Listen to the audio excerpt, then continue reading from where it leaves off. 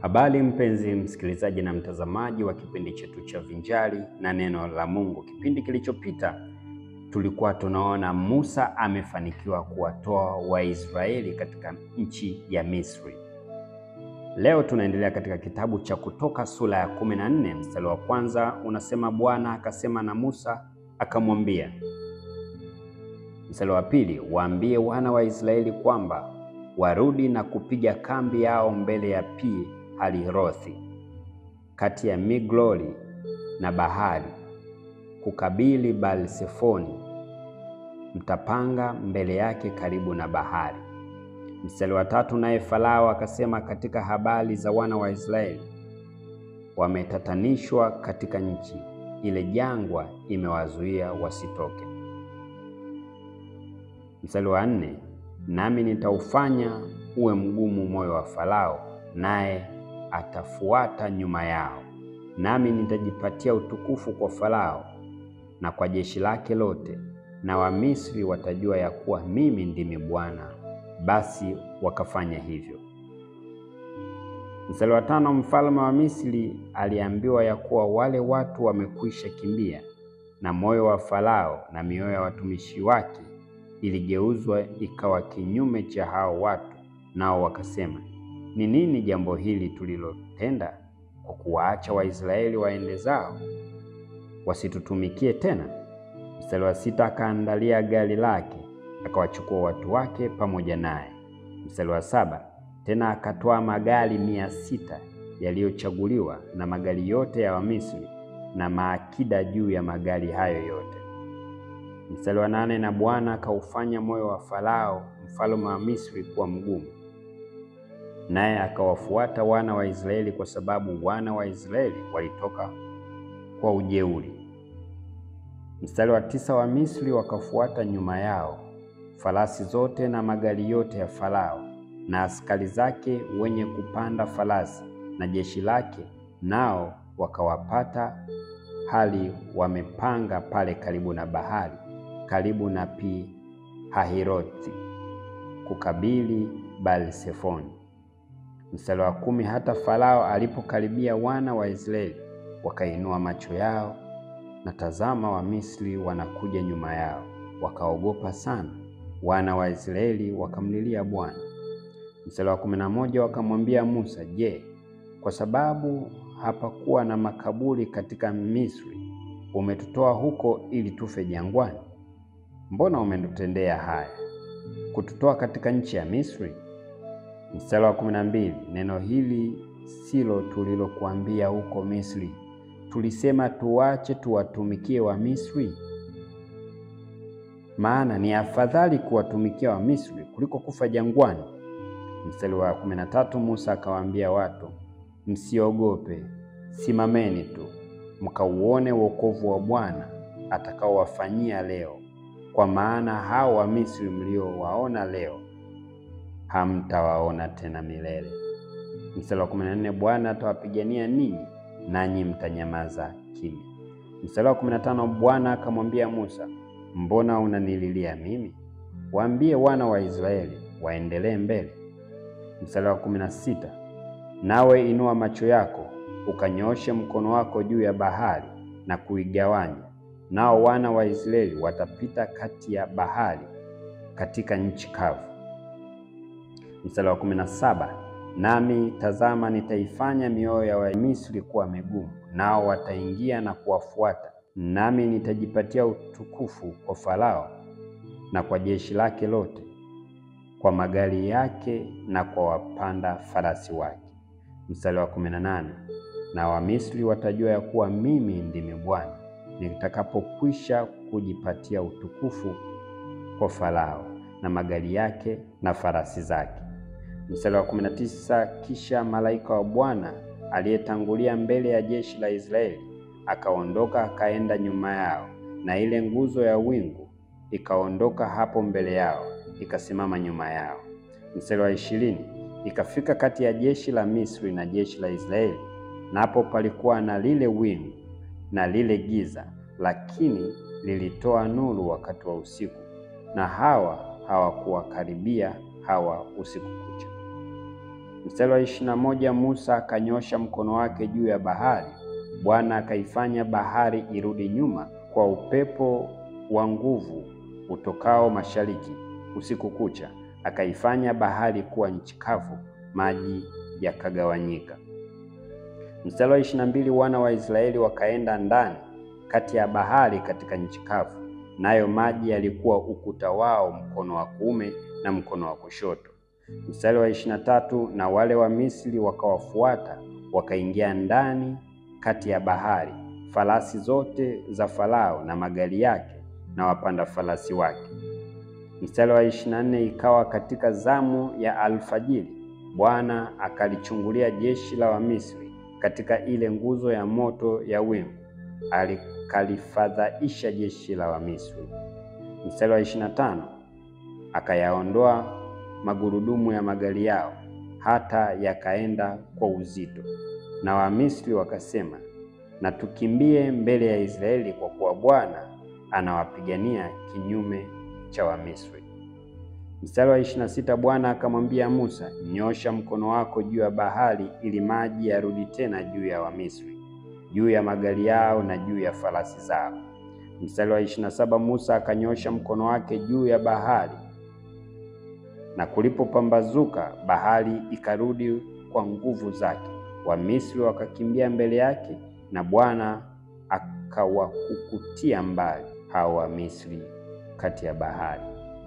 Mstari wa 28, yale maji yakarudi yakafunikiza magari na wapanda farasi, hata jeshi lote la Farao lililoingia katika bahari nyuma yao, hakusalia hata mtu mmoja.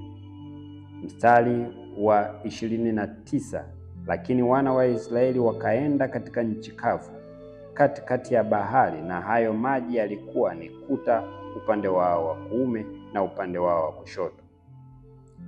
Mstari wa 30, ndivyo Bwana alivyowaokoa Israeli siku ile mikononi mwa Misri. Waisraeli wakawaona Wamisri ufuoni kwa bahari wamekufa. Mstari wa 31, Israeli ikaiona ile kazi kubwa aliyoifanya Bwana juu ya Wamisri, ndipo hao watu wakamcha Bwana, wakamwamini Bwana na Musa mtumishi wake. Kitabu cha Kutoka sura ya 15 mstari wa 1, ndipo Musa na wana wa Israeli wakamwimbia Bwana wimbo huu, wakanena na kusema, nitamwimbia Bwana kwa maana ametukuka sana, farasi na wapanda farasi amewatupa baharini. Mstari wa 2, Bwana ni nguvu zangu na wimbo wangu, naye amekuwa wokovu wangu. Yeye ni Mungu wangu, nami nitamsifu, ni Mungu wa baba yangu, nami nitamtukuza. Mstari wa 3, Bwana ni mtu wa vita, Bwana ndilo jina lake. Mstari wa 4, magari ya Farao na jeshi lake amewatupa baharini, maakida yake wateule wamezama katika bahari ya Shamu. Mstari wa 5, vilindi vimewafunikiza, walizama vilindini kama jiwe. Mstari wa 6, Bwana mkono wako wa kuume umepata fahari ya uwezo, Bwana mkono wako wa kuume wawatesa adui. Mstari wa 7, kwa wingi wa ukuu wako wawaangusha chini wanaokuondokea, wapeleka hasira yako, nayo huwateketeza kama mabua makavu. Mstari wa 8, kwa upepo wa mianzi ya pua yako maji yaliyopandishwa, mawimbi yatasimama juu wima mfano wa chungu, vilindi vikagandamana ndani ya moyo wa bahari. Mstari wa 9, adui akasema, nitafuata, nitapata, nitagawanya nyara, nafsi yangu itashibishwa nao, nitaufuta upanga wangu, mkono wangu utawaangamiza. Mstari wa 10, ulivuna kwa upepo wako, bahari ikawafunikiza, wakazama kama risasi ndani ya maji makuu. Mstari wa 11, e Bwana, katika miungu ni nani aliyekuwa kama wewe? ni nani aliye kama wewe, mtukufu katika utakatifu, mwenye kuogopwa katika sifa zako, mfanya wa maajabu? Mstari wa 12, ulinyosha mkono wako wa kuume, nchi ikawameza. Mstari wa 13, wewe kwa rehema zako umewaongoza watu uliowakomboa, kwa uwezo wako uliwaelekeza hata makao yako matakatifu. Mstari wa 14, kabila za watu wamesikia, wanatetemeka, wakaao Filisti utungu umewashika. Mstari wa 15, ndipo majumbe wa Edebu wakashangaa, watu wa Moabu wenye nguvu, tetemeko limewapata, watu wote wakaao Kanaani wameyeyuka. Mstari wa 16, hofu na woga umewaangukia, kwa uweza wa mkono wako wanakaa kimya kama jiwe, hata atakapovuka watu wako, e Bwana, hata atakapovuka watu wako uliowanunua. Mstari wa 17, utawaingiza na kuwapanda katika mlima wa urithi wako, mahali pale ulipojifanyia, e Bwana, ili upakae, pale patakatifu ulipopaweka imara, Bwana, kwa mikono yako. Mstari wa 18, Bwana atatawala milele na milele. Mstari wa 19, kwa maana farasi za Farao na magari yake na wapanda farasi wake waliingia ndani ya bahari. Bwana akayarudisha maji ya bahari juu yao, bali wao wana wa Israeli walikwenda katika nchi kavu katikati ya bahari. Mstari wa 20, na Miriam nabii mke ndugu yake Haruni akatoa atari mkononi mwake, wanawake wakatoka wote wakaenda nyuma yake, wenye matari na kucheza. Mstari wa 21, Miriam akawaitikia, mwimbieni Bwana, kwa maana ametukuka sana, farasi na mpanda farasi amewatupa baharini. Mstari wa 22, Musa akawaongoza Israeli waende mbele kutoka bahari ya Shamu, nao wakatokea kwa jangwa la Shuri, wakaenda safari ya siku 3 jangwani, wasione maji. Mstari wa 23, walipofika mahali palipoitwa Mara, hawakupata kuyanywa yale maji ya Mara, kwa kuwa yalikuwa machungu. Kwa ajili ya hayo jina lake likaitwa Mara. Mstari wa 24, ndipo watu wakamnung'unikia Musa wakisema, tunywe nini? Mstari wa 25, naye akamlilia Bwana. Bwana akamwonyesha mti, naye akautia katika hayo maji, maji yakawa matano. Basi akawawekea amri na hukumu huko, akawaonja huko. Mstari wa 26, akawaambia kwamba utaisikiliza kwa bidii sauti ya Bwana Mungu wako, na kufanya yaliyoelekea mbele zake, na kutenga masikio usikie maagizo yake, na kuzishika amri zake. Mimi sitatia juu yako maradhi yeyote niliyowatia Wamisri, kwa kuwa mimi ndimi Bwana nikuponyaye. Mstari wa 27, wakafikiria elimu walipokuwa na chemchemu 12 na mitende 70, wakapanga hapo karibu na maji. Kutoka sura ya 16 mstari wa 1. Kisha wakasafiri kutoka Elimu na mkutano wote wa wana wa Israeli, wakafikiria bara la Sini iliyoko kati ya Elimu na Sinai, siku ya 15 ya mwezi wa 2 baada ya kutoka kwao nchi ya Misri. Mstari wa 2, na mkutano mzima wa wana wa Israeli ukawanung'unikia Musa na Haruni huko barani. Mstari wa 3, wana wa Israeli wakawaambia, laiti tungelikufa kwa mkono wa Bwana katika nchi ya Misri, hapo tulipoketi katika zile sufuria za nyama, tulipokula vyakula hata kushiba. Kwani mmetutoa huko na kututia katika bara hili, ili kutuua kwa njaa kusanyiko hili lote? Mstari wa 4, ndipo Bwana akamwambia Musa, tazama, mimi nitawanyeshea ninyi mvua ya mkate kutoka mbinguni, na hao watu watatoka nje na kuokota kila siku sehemu ya siku, ili nipate kuwajaribu kwamba watakwenda katika sheria yangu ama sivyo. Mstari wa 5, kisha ikawa siku ya 6 ya kwamba watayaandaa hayo watakayoyaleta ndani, nayo yatakuwa ni mara 2 kuliko wayaotayo kila siku. Mstari wa 6, Musa na Haruni wakawaambia wana wote wa Israeli, jioni ndipo mtakapojua ya kuwa Bwana amewaleta kutoka nchi ya Misri. Mstari wa 7, na asubuhi ndipo mtakapouona utukufu wa Bwana, kwa kuwa yeye asikia manung'uniko yenu mliomnung'unikia Bwana, na sisi tu nani hata mkatunung'unikia?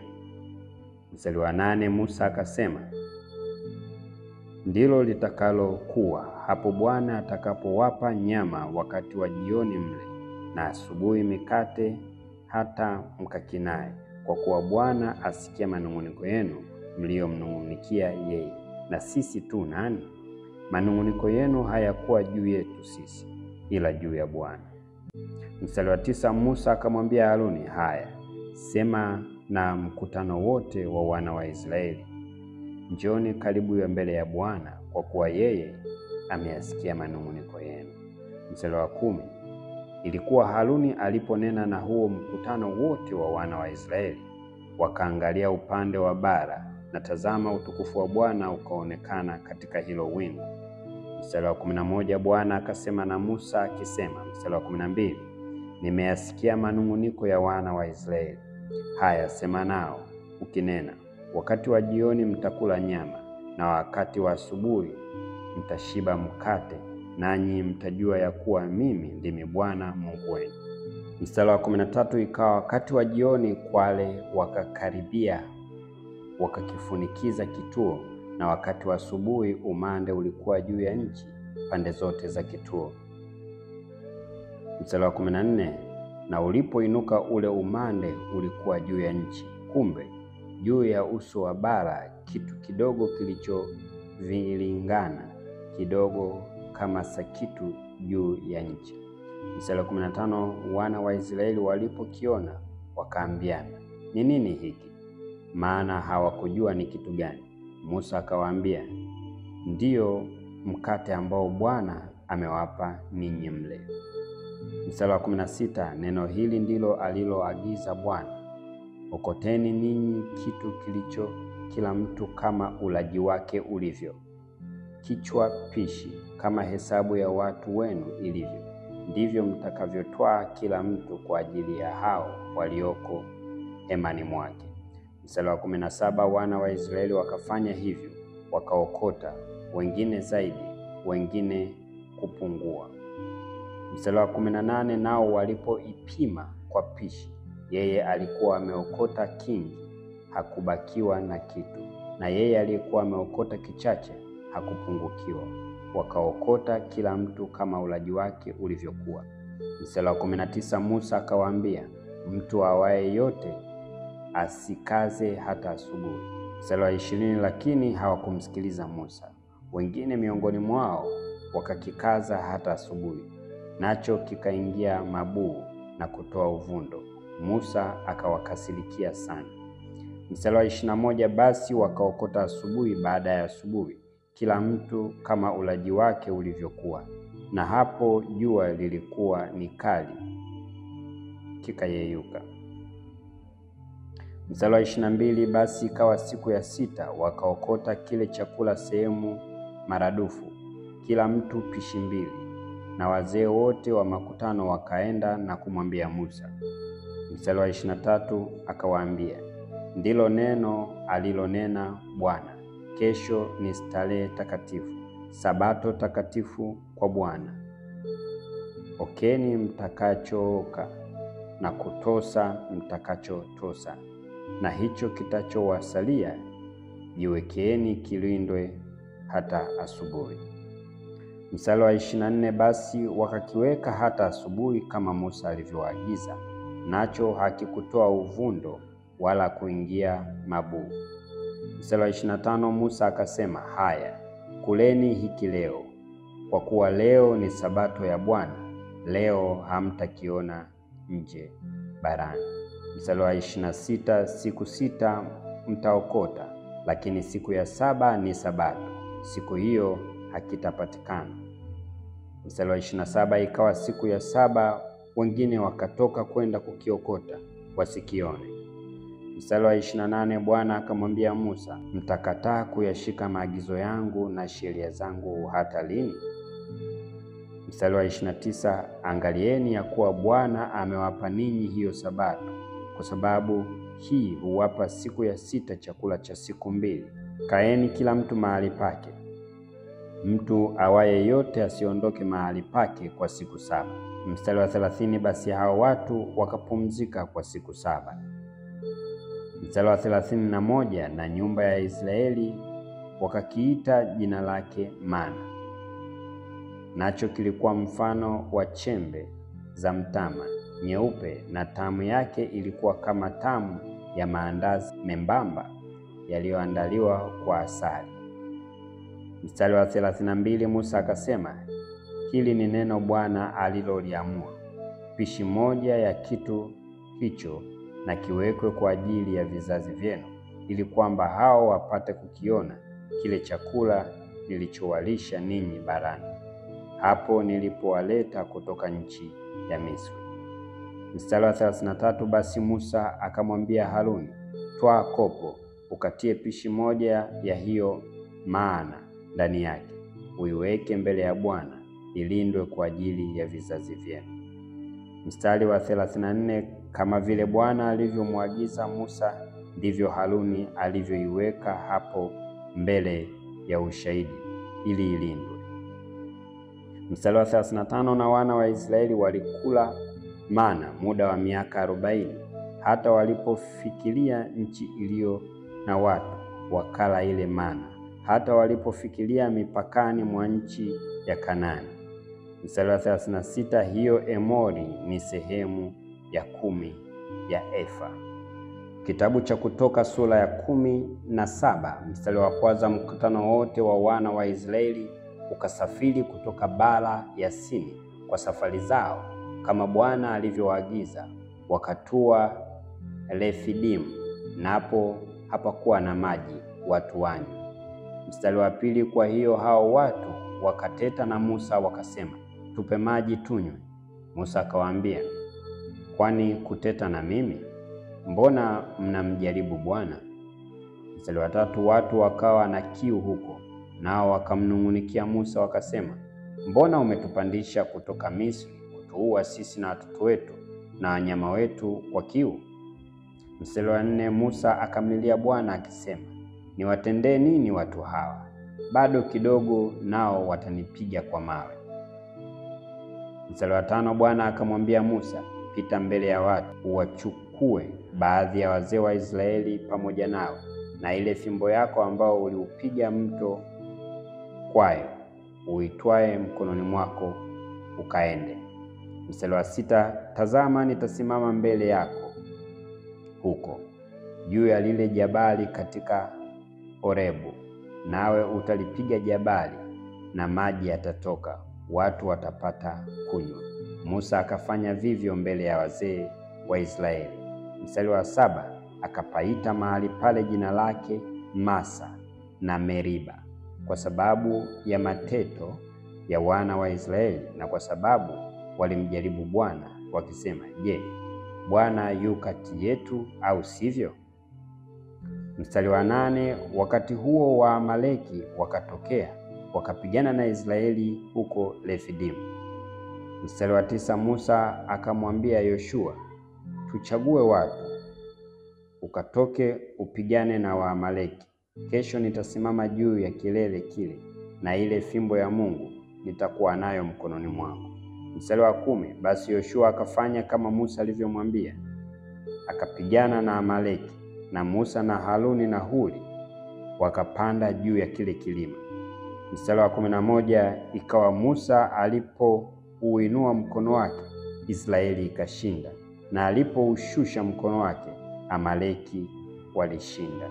Mstari wa 12, lakini mikono ya Musa ilikuwa mizito, basi akatwaa jiwe wakaliweka chini yake, akalikalia Haruni na Huri, wakaitengeneza mikono yake, mmoja upande huu na upande huu. Mikono yake ikathibitika hata jua lilipokuchwa. Mstari wa 13, Yoshua akawaangamiza Amaleki na watu wake kwa ukali wa upanga. Mstari wa 14, Bwana akamwambia Musa, andika habari hii katika kitabu, iwe ukumbusho, kisha ihubiri masikioni mwa Yoshua, ya kuwa nitaufuta ukumbusho wa Amaleki kabisa, usiwe tena nchi ya mbingu. Mstari wa 15, Musa akajenga madhabahu, akaita jina lake Yehova Nisi. Mstari wa 16 akasema, Bwana ameapa, Bwana atakuwa na vita na Amaleki kizazi baada ya kizazi. Mpenzi mtazamaji na msikilizaji wa kipindi chetu cha Vinjari na Neno la Mungu, hapa ndipo tunapoishia kwa leo. Ili kuendelea kupata mwendelezo wa vipindi vyetu, tafadhali subscribe na ubonyeze sehemu ya kengele.